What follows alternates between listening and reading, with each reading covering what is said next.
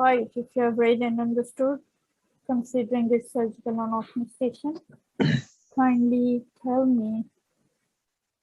Okay, that it could be. And kindly tell me, what are you looking at? What are these arrows pointing at? These are the emissary veins, I think. What are diploic veins? Diploic veins, they are the veins that lies in the diploic of the skull, diploic space of the skull. Yes, what type of veins are these? I'm not sure. Okay, if you can tell me what is venous sinus thrombosis?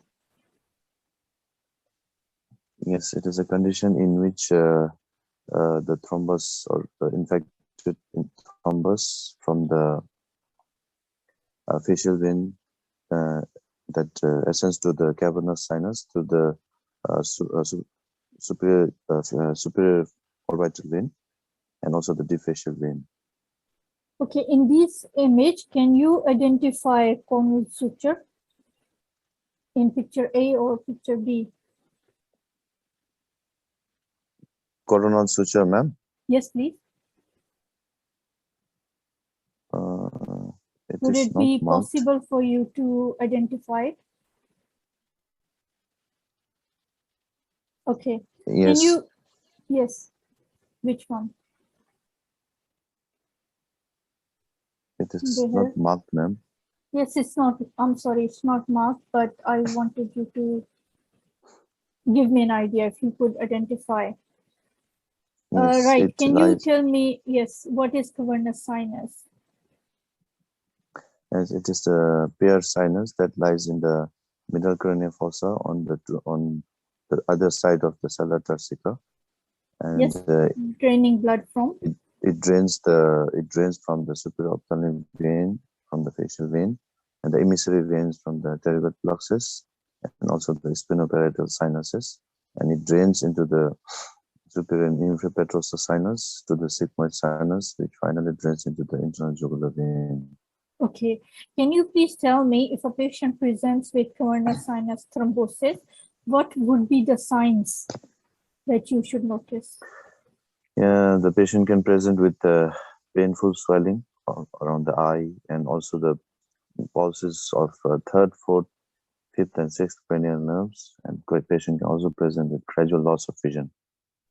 All right. Okay. Yeah.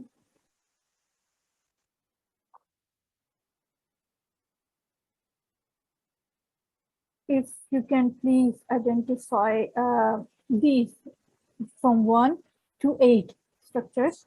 Yes, one is the confluence of the sinuses. 2 is the straight sinus. 3 is the two is the inferior sagittal sinus. 3 is the straight sinus. 4 is the inferior petrosal sinus. 4 is the sigmoid sinus. 5 inferior petrosal. 6 superior petrosal sinus. 7 is the cavernous sinus. 8 is the spinoparietal sinus, and the anterior one is the intercavernous sinus. Okay, would you be able to tell me all the venous sinuses? And how would you pair them? Yes, how would you classify them? Paired and unpaired. Yes. There are paired and unpaired. The paired cavernous sinus are the spinoparietal sinus, the superior parietal, inferior parietal, the sigmoid transverse sinuses. Can you and the also cavernous sinus. Tell me how they run? And the unpaired ones. Yes. Yes, the superior sagittal sinus, it drains the supracerebral veins, the emissary veins, and the diploic veins, and then drains into the confluence of the sinuses. The inferior sagittal sinus, after joining the vein of Galen, it forms the straight sinus, which drains into the confluence. And then the cavernous sinus to the superior inferior. The cavernous sinus drains the the spinoparietal drains into the cavernous sinus, which drains into the superior and inferior petrosal sinus, which joins the sigmoid sinus. The transverse sinus, up from the confluence of the sinuses, it joins the sigmoid sinus and then finally drains into the interjugular vein. Okay, can you please tell me how the CSF is formed and how does it circulate? Yes, CSF, it is formed in the choroidal plexus, majority 80 to 90% in the lateral ventricles and the remaining in the third and fourth ventricles. And it travels from the lateral lateral ventricle to the foramen of Monro into the third ventricle and to the cerebral aqueduct into the fourth ventricle. Then from the foramen of Magendie and the Blushka laterally goes into the subarachnoid space, and then finally it drains through the arachnoid villi and granulations into the superior sagittal sinus. All right, good. This was CSF drainage. Can you please also tell me if there is what is Arnold-Cherry malformation and how would it appear on MRI?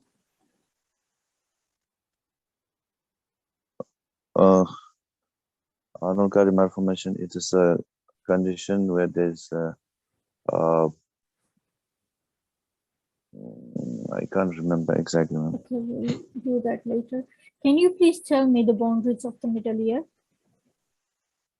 Yes, the middle ear, it is the roof is formed by the tegmen tympani, the floor by the jugular fossa, medial wall by the medial wall. It is related to the inner ear, which is formed by the promontory, the fenestra vestibuli and ovalis. The lateral wall by the tympanic membrane. Anteriorly, it is related to the carotid canal and the canal to the tensor tympani muscle and the eustachian tube. Posteriorly, it is related to the editous to mastoid antrum and the pyramidalis, which gives insertion to stapedis, and also the facial canal. All right, good. Can you tell me how the infection from middle ear, it crosses the skull? Yes, the infection from middle ear can spread through the direct penetration from the tegmen tympani. Yes. To the middle cranial fossa, and also it can spread to the mastoid antrum through the editous. Yes. How would you tell what are the clinical picture would be of meningism? Yes, the patient can present with fever, headache, neck rigidity, and also altered sensorium. Yes. Okay. Can you please tell me relation of the middle ear? How the middle ear is related medially? You told me the boundaries, but relations I want to know. Medially. Yes, medial wall is related to. Yes, medial wall. It is related to the. It has the promontory from the inner it ear. Is related.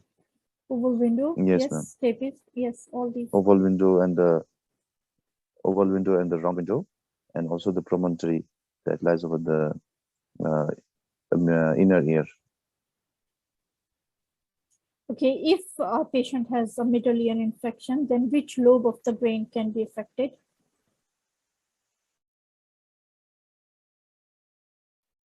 Temporal lobe. Good. Thank you.